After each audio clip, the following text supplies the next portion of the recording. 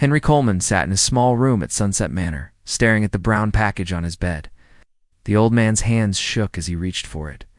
He was 100 years old, and his body felt every single day of those years. The package had arrived. That morning, with his name written in neat handwriting, Mrs. Tanaka from room 237 had died 3 days ago. The nurses said she left this for him. Henry did not understand why. He barely knew the quiet Japanese woman who lived down the hall. Mrs. Tanaka always smiled at him when they passed in the hallway. She would bow her head slightly and say, "Good morning." Henry would nod back, but they never really talked. She was polite and kind, but they came from different worlds. At least that is what Henry thought. Now she was gone, and somehow she had left him something. Henry looked at the package. Again, his name was written in careful letters. For Mr. Henry Coleman, room 198. Below that, in smaller writing, it said, "With understanding and peace." Henry's weathered fingers worked slowly to open the brown paper. Inside was a black violin case. Old and worn, but well cared for. The leather was soft from years of use. Henry lifted it carefully and placed it on his small table by the window. He had not seen a violin this close in many years. The last time was in high school, back in 1939. He had played violin in the school orchestra then. That felt like a lifetime ago, before the war, before everything changed.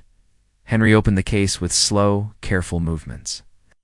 Inside was a beautiful violin, its wood dark and rich like old honey. The strings looked new, and the bow was straight and strong. Tucked under the violin was a white envelope with his name on it. Henry's heart began to beat faster. Why would Mrs. Tanaka give him this? They had never talked about music. They'd never really talked about anything important. He picked up the envelope and opened it with shaking hands. The letter inside was written in the same neat handwriting as his name on the package. Henry put on his reading glasses and began to read. "Dear Mr. Coleman, if you are reading this then, I have passed away, and you have received my father's violin. You may wonder why I am giving this to you. The answer is simple, but also very hard to explain. I know who you are, Mr. Coleman. I know what you did during the war. I know you were on the airplane that dropped the bomb on Hiroshima. On August 6th, 1945, you were the bombardier on the Enola Gay. Please do not be afraid. I am not angry with you. I have not told anyone your secret, and I never will. I learned about you by accident 2 years ago when your old friend visited you. He spoke your name and the name of your airplane. I heard him through the thin walls. My father lived in Hiroshima. He was a music teacher and played this violin every day. Died in the bombing, along with my mother and my little brother. I was only 5 years old, but I was visiting my grandmother in Tokyo that week. That is why I lived.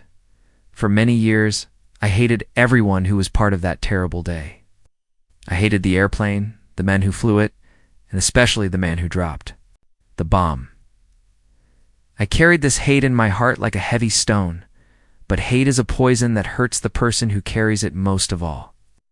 When I came to America as a young woman, I decided I must learn to forgive. It took me many years, but I found peace.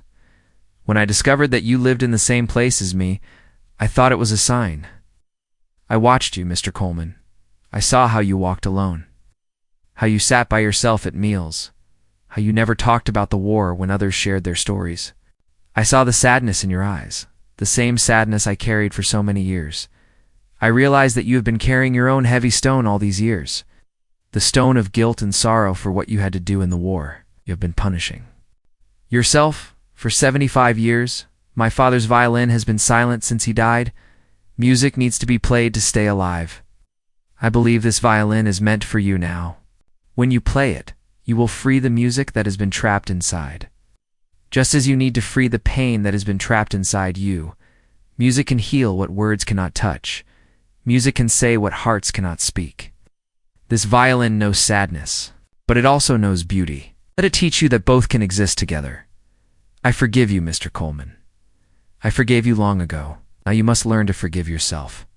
Play this violin, and let the music carry away the stones we have both carried too long, with respect and peace. Akiko Tanaka. Henry read the letter 3 times before he could believe what it said. His hands shook so much that the paper rattled. Mrs. Tanaka knew. She had known all along who he was and what he had done. She had forgiven him. Henry had never told anyone at Sunset Manor about his time in the war. When people asked, he would say he served in the Pacific, and that was all. He never mentioned the Enola Gay. He never spoke the word Hiroshima. He had carried that secret like a curse for 75 years. The old man looked at the violin again. Such a small thing to hold so much history. Mrs. Tanaka's father had played this instrument every day until that August morning, when the world changed forever. Henry closed his eyes and could almost see it, a music teacher in Hiroshima, playing beautiful songs for his students, not knowing that death was falling from the sky. Henry had been 23 years old on that mission, just a young man following orders, doing his job. But the job was to aim the bomb that would kill thousands of people in seconds.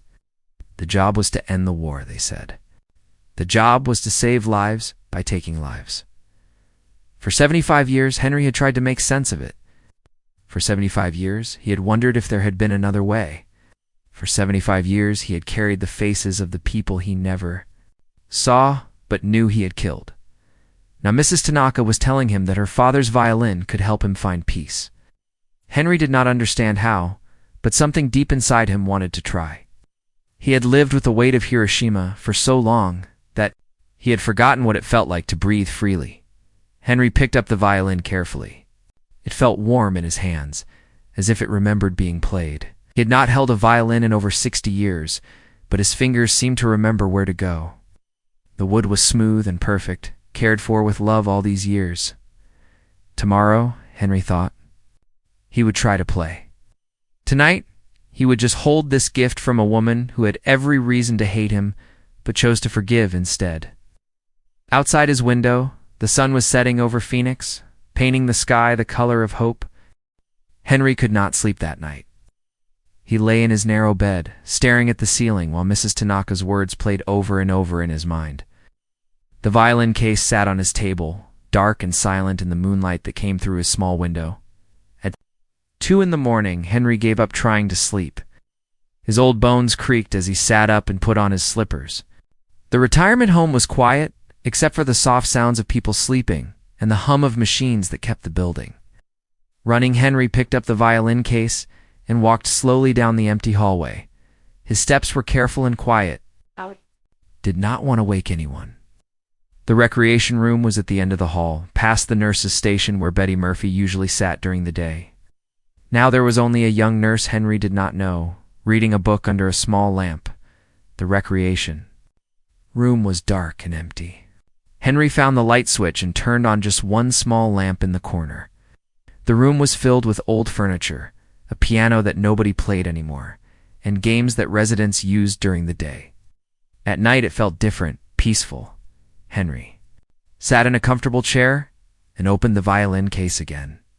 The instrument looked even more beautiful in the soft light. He lifted it carefully and held it the way he remembered from his high school days. The wood felt smooth and warm against his chin. He had not played violin in over 60 years. His fingers were old and stiff now. He was not sure he could remember how to hold the bow or where to place his fingers on the strings, but something inside him needed to try. Henry picked up the bow with his right hand. It felt heavier than he remembered, but also familiar, like greeting an old friend. He placed it gently on the strings and drew it across slowly. The sound that came out was not what Henry expected. Instead of the scratchy, amateur noise he thought he would make, a clear, beautiful note filled the quiet room. The sound was rich and deep, full of sadness, but also full of something else. Something that made Henry's heart beat faster. He tried another note, then another. Each sound was perfect, as if the violin was playing itself and Henry was just helping. The music that came from the strings was not any song he knew. It was something new, something that came from deep inside him. As Henry played, he felt something strange happening. The music seemed to be pulling feelings out of him that he had kept buried for 75 years. He could see the faces of his crew members on the Enola Gay. He could remember the weight of the bomb in the airplane's belly. He could feel the moment when he pressed the button that sent death falling toward the city below. But the music was not just about death. It was also about the young man he had been, scared and far from home, following orders in a war that seemed like it would never end. It was about the letters he had written to his mother, telling her he was safe, but never telling her what he really did. It was about all the years since then, carrying the secret like a stone in his chest. The violin sang with Henry's sorrow, but it also sang with something else. Hope, maybe. Or the possibility of peace. Carlos Rivera was cleaning the hallway when he heard the music. Carlos had worked the night shift at Sunset Manor for 3 years, and he had never heard anything like this. He stopped pushing his cart and listened. The sound was coming from the recreation room. Carlos walked quietly to the doorway and looked inside. He saw the old man from room 198, sitting with a violin, playing music that made Carlos want to cry. Carlos had heard plenty of music in his life. He had grown up in a house full of brothers and sisters where someone was always singing or playing guitar, but this was different. This music seemed to reach inside Carlos and touch parts of him he had forgotten about. He thought about his father, who had died in a factory accident when Carlos was 15. He thought about his first girlfriend, who had moved away and broken his heart. He thought about all the dreams he had given up to take care of his family. Carlos stood in the doorway and let the music wash over him. Tears ran down his face, but he did not wipe them away. The crying felt good, like something inside him was finally being cleaned. Other residents began to wake up. Mrs. Peterson from room 203 opened her door and listened. She had not slept well since her husband died 6 months ago, but the music made her feel less alone. Mr. Garcia from room 189 came out in his wheelchair, drawn by the sound that seemed to understand the pain in his legs that kept him awake most nights, one by one. People gathered in the hallway outside the recreation room. Nobody wanted to interrupt the music, so they stood quietly and listened. Some cried, others just stood with peaceful expressions on their faces. The music seemed to speak to each person differently, but it spoke to everyone. Henry did not know. He had an audience. He was lost in the music, lost in feelings he had not allowed himself to feel for decades. The violin seemed to know exactly what he needed to express. When he felt angry about the war and the choices he had been forced to make, the music became fierce and strong. When he felt sad about all the people who had died, the strings sang with gentle sorrow. As he played, Henry began to understand what Mrs. Tanaka had meant in her letter. The music was carrying away the stones he had carried for so long. Not all at once, but piece by piece. Each note seemed to take a little bit of his guilt and transform it into something beautiful.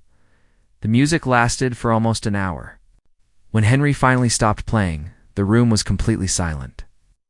He sat with the violin in his lap, breathing hard like he had just run a long race. His heart felt different, lighter somehow. Then Henry heard something that surprised him. Soft clapping came from the doorway. He looked up and saw Carlos standing there with tears on his face, clapping slowly. Behind Carlos were 6 or 7 other residents, all watching Henry with wonder in their eyes. Henry felt embarrassed at first. He had not meant for anyone to hear him play. But when he saw the peaceful expressions on their faces, he realized something important had happened. The music had not just helped him, it had helped them too. Mrs. Peterson walked into the room slowly. She was 87 years old and usually kept to herself. On his shoulder. "Thank you," she whispered. "I have not felt that peaceful since my husband died. How did you do that?" Henry looked down at the violin in his hands. He did not know how to explain what had just happened. He was not even sure he understood it himself. "I think," Henry said slowly. "The violin did it. Not me." Carlos nodded and wiped his eyes. "Whatever it was, Mr. Coleman, it was beautiful. Will you play again tomorrow night?" Henry looked around at all the faces watching him. These people had become his family over the past 2 years at Sunset Manor. He had eaten meals with them and played cards with them. But he had never really shared anything important with them. Tonight, without meaning to, he had shared the deepest part of himself? "Yes," Henry said quietly. I think I will." Word spread quickly through Sunset Manor about Henry's midnight music. By the next morning, everyone was talking about the old man in room 198 who played violin like an angel. Betty Murphy, the activities director, heard the stories from 3 different residents before she finished her first cup of coffee. Betty had worked at Sunset Manor for 12 years. She had seen residents take up painting, knitting, and singing. But she had never heard them talk about music the way they talked about Henry's playing. Mrs. Peterson said it made her feel like her husband was still with her. Mr. Garcia said his leg pain disappeared while he listened. Carlos told Betty that grown men do not usually cry, but Henry's music made him weep like a baby. Betty knocked on Henry's door after lunch. She found him sitting by his window holding the violin but not playing it. He looked tired, like he had not slept well. "Mr. Coleman," Betty said with a warm smile, "I heard you played some beautiful music last night. The whole building's talking about it." Henry looked embarrassed. "I did not mean for anyone to hear, just could not sleep." "Well, I have an idea," Betty said. "Every Wednesday, we have our weekly social gathering in the main hall. Would you consider playing for everyone? I think people would really enjoy it." Henry shook his head quickly. "Oh no, I could not do that. I am not a real musician. I just played for myself." Betty sat down in the chair across from him. "Mr. Coleman, I have been working here for 12 years. I have never seen residents react to anything the way they reacted to your music." Mrs. Peterson has not smiled since her husband died, but she was smiling this morning. "That is not just music, Mr. Coleman. That is magic." Henry looked down at the violin in his hands. He thought about Mrs. Tanaka's letter and her words about music healing what words cannot touch. Maybe Betty was right. Maybe the violin was meant to be shared. "I do not know any real songs," Henry said. "I just play what comes out." "That is exactly what people want to hear," Betty said. "What comes from your heart." That Wednesday, the main hall was more crowded than it had been in months. Word about Henry's music had spread not just through the retirement home but to some of the families who visited residents. Betty had put chairs in a circle with one chair in the middle for Henry. Henry felt nervous as he walked into the hall with his violin case. He had not played in front of a crowd since high school. All these people were expecting something special, and he was afraid he would disappoint them. "Just play what you played the other night," Mrs. Peterson whispered to him as he sat down. "Play what is in your heart." Henry opened his case and lifted out the violin. The room became completely quiet. Even the small children who had come with their grandparents stopped talking. Henry placed the violin under his chin and raised the bow. The first note that came out was soft and gentle, like a lullaby. But as Henry continued to play, the music grew stronger and more complex. He closed his eyes and let the violin guide him. The music told the story of his life, but without words. It spoke of youth and war, of choices that changed everything, of guilt carried for decades. But tonight, the music also spoke of something new. It spoke of forgiveness received from an unexpected friend. It spoke of the possibility that healing could come even after 75 years of pain. As Henry played, something amazing happened in the room. People began to remember their own stories. Mrs. Peterson thought about the day she met her husband at a dance hall in 1955. Mr. Garcia remembered teaching his son to ride a bicycle. Betty thought about her mother, who had sung lullabies in Spanish when Betty was small. But the music also helped people face their sadness. Mr. Johnson, who had lost his son in Vietnam, felt tears rolling down his cheeks as he remembered his boy's laugh. Mrs. Williams thought about the daughter who never called anymore and felt forgiveness growing in her heart. The children in the audience did not understand why the adults were crying, but they felt the power of the music too. 7-year-old Emma Chen held her grandmother's hand tighter. 5-year-old Bobby Martinez climbed to his grandfather's lap and fell asleep to the gentle sounds. Henry played for almost an hour. When he finally stopped, the room stayed silent. For a long moment, then slowly, quietly, people began to clap. But it was not normal clapping. It was the kind of clapping that says thank you for something that cannot be explained with words. After the performance, people came up to Henry one by one. They did not say much, but they touched his hand or patted his shoulder. Each person seemed to understand that something special had happened, even if they could not explain what it was. Lisa Chen, Emma's mother, was one of the last people to approach Henry. Lisa worked as a reporter for the local newspaper. She had come to visit her grandmother, Mrs. Chang, who lived at Sunset Manor.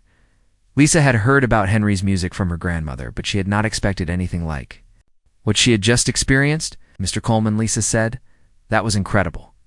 I have never heard anything like it. Where did you learn to play like that? Henry looked uncomfortable with the attention. I played a little in high school, but mostly I think it is the violin. It belonged to someone very special. Would you mind if I wrote a story about you for the newspaper? Lisa asked. I think people in the community would love to hear about what you are doing here. Henry's face went pale. The last thing he wanted was attention from newspapers. He had spent 75 years trying to stay hidden from the world. No, Henry said quickly. Please, no newspaper stories. I just play for the people here. Is enough.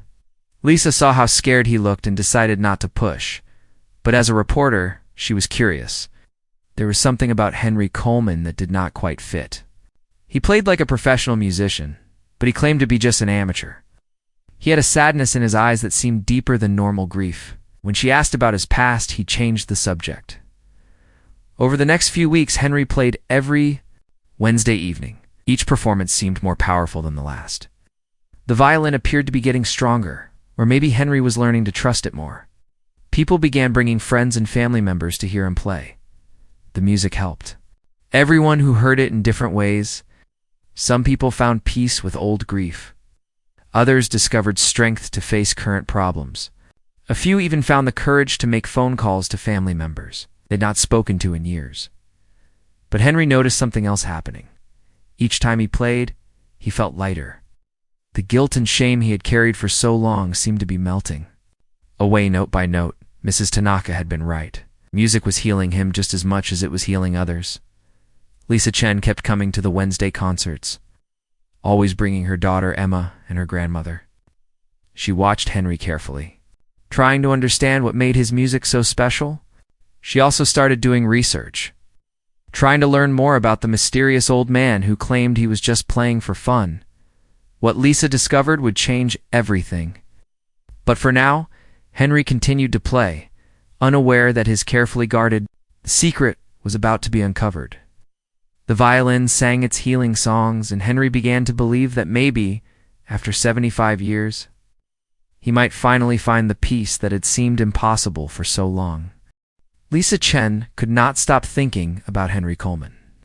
For 3 weeks, she had watched him play the violin at Sunset Manor, and each time she left feeling like she had witnessed something impossible. The old man claimed he was just an amateur. But Lisa had grown up around music. Her grandfather had been a professional violinist in Japan before the war. She knew the difference between someone who played for fun and someone who played with their soul. Lisa decided to do some research. She started with simple internet searches about Henry Coleman, but found nothing unusual. He had lived in Phoenix for 15 years, moving to Sunset Manor 2 years ago when his health started failing. Before that, he had lived quietly in a small house, working odd jobs and keeping to himself. But Lisa was a good reporter. She knew how to dig deeper. She went to the library and looked through old phone books and city records. She found that Henry had moved to Phoenix from Colorado in 2010. Before that, the trail got harder to follow. Lisa's big break came when she was visiting her grandmother one Wednesday evening. Mrs. Chang was getting ready for Henry's weekly concert, when she mentioned something that made Lisa's heart race.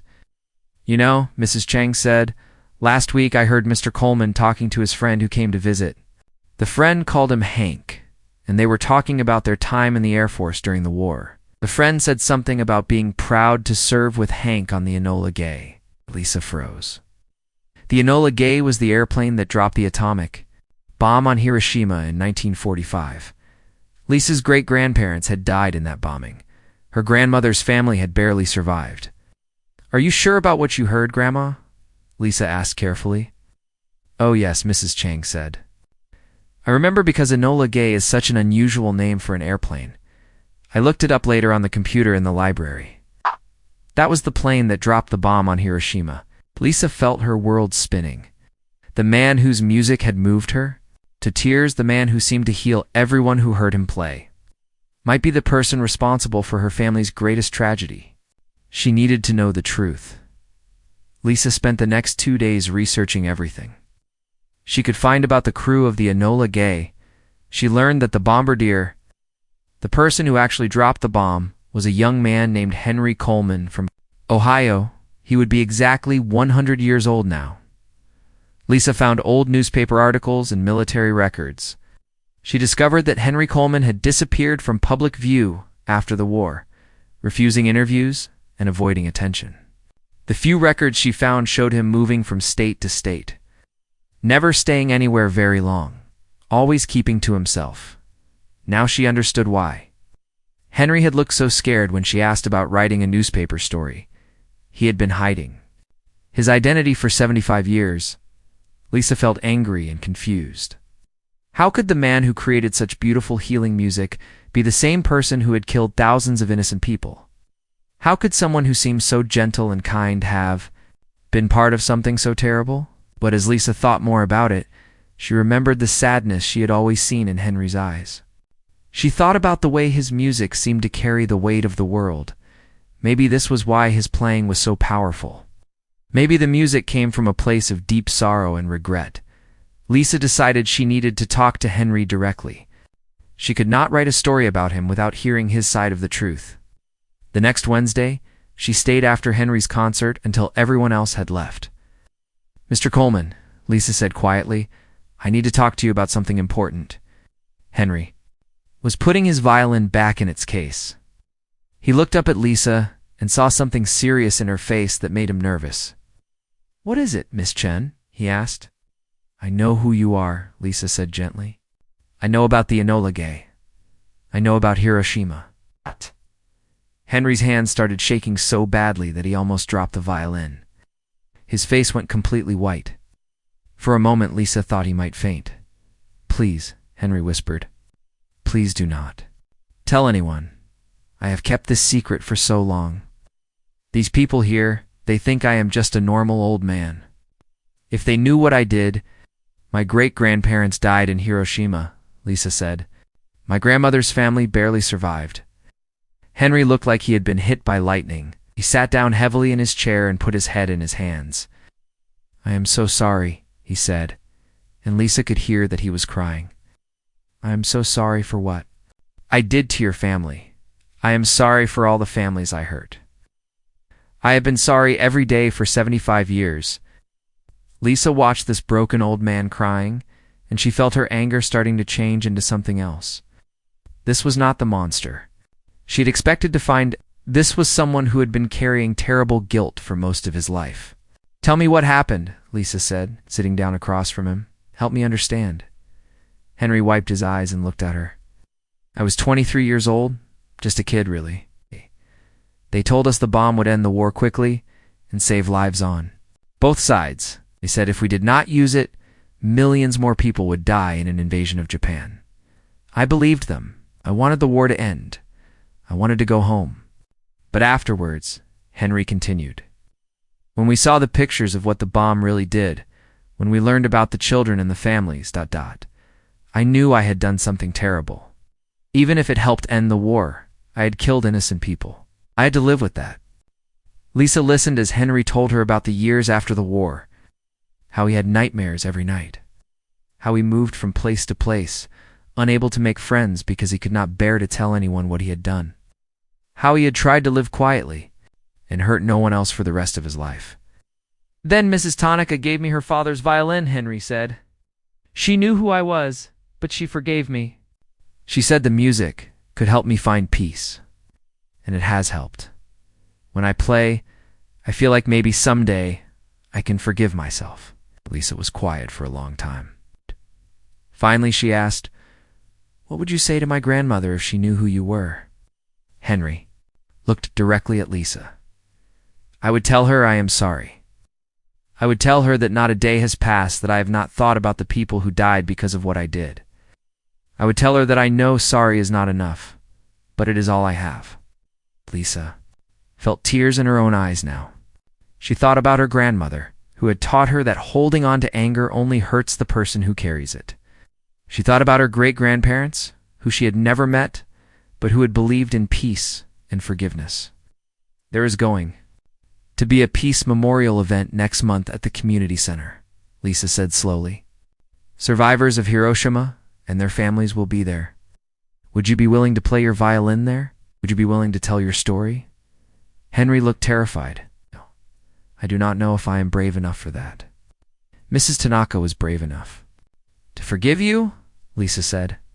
Maybe it is time for you to be brave enough to accept that forgiveness. Maybe others need to hear your music too. Henry sat quietly for several minutes, holding the violin case in his lap. Finally, he nodded slowly. If you think it would help, he said. If you think the music might bring some peace to people who have been hurt, then yes, I will try to. Be brave. Lisa reached out and gently touched Henry's hand. I think, she said, this is what Mrs. Tanaka wanted all along. The day of the Peace Memorial event, Henry woke up feeling sick to his stomach. He had not slept for 3 days, thinking about what he was about to do. For 75 years, he had hidden from the world. Today, he would stand in front of hundreds of people and tell them who he really was. Lisa had written a careful story for the newspaper, explaining that a member of the Enola Gay crew would be speaking at the memorial. She did not give Henry's name or say exactly what he would do, but word spread quickly through the Japanese-American community. Some people were angry that someone from the crew was coming. Others were curious. A few said it was time for healing. Betty. Murphy drove Henry to the community center in her car. Henry sat quietly in the passenger seat, holding his violin case tightly. His hands shook so much that Betty was worried he might not be able to play at all. Are you sure you want to do this, Mr. Coleman? Betty asked as they pulled into the parking lot. It is not too late to change your mind. Henry looked at the building ahead of them. Cars were already filling the parking lot. People were walking toward the entrance in small groups, talking quietly among themselves. Mrs. Tanaka said music can heal what words cannot touch, Henry said. If there is any chance that is true, then I have to try. Inside the community center, the main hall was set up with rows of chairs facing a small stage Lisa had arranged for Henry to play at the end of the program, after the speeches and the reading of names. She thought it would be better if people heard the other presentations first, so they would understand why Henry's music mattered. Henry sat in the back row, trying to make himself invisible. He watched as the hall filled with people of all ages. There were elderly Japanese Americans who had been children during the war. There were middle-aged people whose parents had been affected by the bombing. There were young families who wanted their children to understand history. Lisa's grandmother, Mrs. Chang, sat in the front row. Next to her was an old man named Mr. Watanabe, who had been in Hiroshima on the day of the bombing. He was 92 years old, and one of the few survivors still alive. The program began with a speech from the mayor about the importance of remembering history and working for peace. Then a professor from the local college talked about the effects of the atomic bomb and the people who had died. After that, a young woman read the names of victims, including children who had been going to school that morning and never came home. Henry listened to every word. Each name that was read felt like a weight being added to his chest. These were not just numbers or statistics. These were real people with families and dreams and futures that had been cut short by what he had done. When it was finally time for Henry to take the stage, Lisa stood up and walked to the microphone. The hall became very quiet. Ladies and gentlemen, Lisa said, I want to introduce someone who has come here today to share something very personal with all of us, Mr. Henry. Coleman is 100 years old. He served in the United States Air Force during World War II. On August 6, 1945, he was the bombardier on the Enola Gay. A gasp went through the crowd. Some people looked angry, others looked shocked. A few people started to get up to leave, but most stayed in their seats, waiting to see what would happen next. Mr. Coleman has lived with what he did that day for 75 years, Lisa continued. He has come here today not to make excuses, but to acknowledge the pain he caused, and to offer something that he hopes might bring a small measure of peace. Henry walked slowly to the stage carrying his violin case. His legs felt weak, and he was afraid he might fall down. The hall was completely silent now. He could feel hundreds of eyes watching him. Henry set his violin case on a small table and opened it with shaking hands. He lifted out the violin and held it carefully. Then he turned to face the audience. My name is Henry Coleman, he said, his voice barely loud enough to hear. "I dropped the atomic bomb on your city. I killed your families. I destroyed your homes. I have no excuse for what I did, and I do not expect you to forgive me." Henry paused and looked out at the faces watching him. He saw anger in some eyes, but also curiosity and sadness. "This violin belonged to a music teacher in Hiroshima," Henry continued. "His name was Mr. Tanaka. He died in the bombing, along with his wife and young son. His daughter, Akiko Tanaka, lived in my retirement home. She knew who I was, but she chose to forgive me. She gave me her father's violin and told me that music could heal what words cannot touch." Henry raised the violin to his chin and lifted the bow. "I do not know if that is true, but I would like to try to give you something beautiful from something terrible. I would like to let the music of your loved ones speak through me." Henry began to play. The first notes were soft and sad, like a gentle rain. But as he continued, the music grew stronger and more complex. The violin sang with the voices of all the people who had died that August morning. Children playing in schoolyards, mothers preparing breakfast, fathers walking to work, teachers getting ready for their classes. The music spoke of lives cut short, but also of lives that had been full of love and hope and dreams. It spoke of families torn apart, but also of the strength that had helped survivors rebuild their lives. It spoke of the terrible cost of war, but also of the human capacity to forgive and heal. As Henry played, something amazing happened in the hall. People began to cry, but they were not tears of anger anymore. They were tears of release, of grief finally being acknowledged, of pain finally being understood. Mr. Watanabe, the survivor in the front row, closed his eyes and remembered his little sister who had been killed while walking to school. Mrs. Cheng thought about her grandparents and felt, for the first time, that their deaths had been truly mourned by someone who understood the weight of what had happened. Young people in the audience felt the history of their families in a new way. It's not just as old stories, but as real human experiences that connected them to something larger than themselves. Henry played for 30 minutes, pouring 75 years of guilt and sorrow and regret into the music. But he also poured in the forgiveness that Mrs. Tanaka had given him, and the hope that maybe, somehow, healing was possible. When the music finally ended, the hall was completely silent. Then slowly Mr. Watanabe stood up. The old survivor walked carefully to the stage and looked up at Henry. "Thank you," Mr. Watanabe said simply. "Thank you for carrying our sorrow all these years. Thank you for not forgetting." One by one, other people stood up. They did not all forgive Henry, and some never would. But they recognized something important in what he had done. He had not hidden from his responsibility. He had not made excuses. He had carried the weight of what he had done and used it to create something that honored the people who had died. As Henry stepped down from the stage, he felt something he had not felt in 75 years. Not happiness exactly, but peace. The terrible weight he had carried for so long was still there, but it felt different now, shared somehow. It was transformed into something that could help others heal. Lisa met him at the bottom of the stage steps. "How do you feel?" she asked. Henry looked at the violin in his hands. As he watched, a thin crack appeared along the side of the instrument, running from the top to the bottom.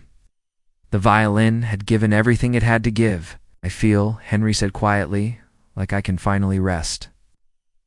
Henry Coleman died peacefully in his sleep 3 days later, holding Mrs. Tanaka's letter in his hands. The cracked violin was buried with him. But the Peace Memorial Concert became an annual event, where survivors and their families gathered to remember the past and work toward a future where such tragedies would never happen again. And sometimes, people who attended said they could still hear echoes of Henry's music in the silence, reminding them that even from the deepest sorrow, healing could grow.